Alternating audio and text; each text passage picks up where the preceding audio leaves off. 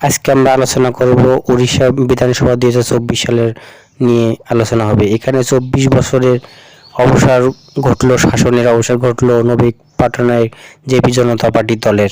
এখন তিনি গত 5 মার্চ 2020 সাল থেকে 11 জুন 2024 সাল পর্যন্ত একটানা 24 বছর ক্ষমতায় ছিলেন। উড়িষ্যার মুখ্যমন্ত্রী হিসাবে তিনি বিধানসভার মুখ্যমন্ত্রী ছিলেন। উড়িষ্যা বিধানসভা 2024 সালে এখানে মোট উড়িষ্যা বিধানসভা 147টি। 147টি উড়িষ্যা বিধানসভায় যদি আপনি জয় করতে যান তাহলে ওখানে 74টি আসনে জয়লাভ করতে হবে, তাহলে তারা সরকার গঠন করতে পারবে। এবং 147টি আসনের মধ্যে যারা 74টি আসন পাবে তারা উড়িষ্যার ক্ষমতায় বসতে পারবে। উড়িষ্যা রাজ্যে মোট লোকসভা 21টি। 2024 সালে এখানে 21টি লোকসভার মধ্যে 20টি বিজেপি দখল করে এবং একটি কংগ্রেস এবং বিজু জনতা পার্টি নবীন পট্টনায়েক দল এখানে একটি আসনও জয় করতে পারেনি। 2024 লোকসভার মধ্যে 21টার মধ্যে 20টি বিজেপি এবং একটি কংগ্রেসের মধ্যে শতাংশ অনুসারে এখানে বিজেপি 20টা আসন যে পায়, এখানে তিনি 45.74% ভোট পায় এবং 1,13,35,549 ভোট পায়। এবং তারা হলো জিপি সমাজবাদী জনতা পার্টির দল, এখানে নবীন পট্টনায়েক দল ভোট পায় 37.53%।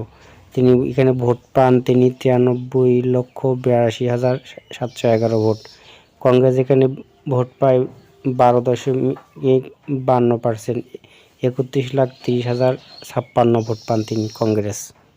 2024 বিধানসভা অনুযায়ী এখানে বিজেপি 147টি আসনের মধ্যে 78টি আসন পায়, অর্থাৎ সংখ্যাগোষ্ঠীতে লাগে 74, তারা পায় 78, অর্থাৎ তারা এক চান্সে তার সরকার গঠন করতে পারে।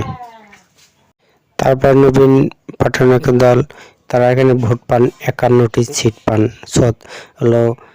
লাগে 74টা কিন্তু মাত্র পান 51টা 147টার মধ্যে।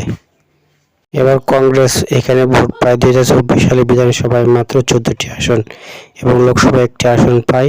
এখানে 2024 বিধানসভা অনুযায়ী শতাংশ অনুযায়ী এখানে বিজেপি ভোট পায় 40.7% এবং বিজু জনতা পার্টি দল এখানে ভোট পায় 40.22% এবং এখানে উড়িষ্যা কংগ্রেস থেকে এখানে ভোট পায় 13.26%।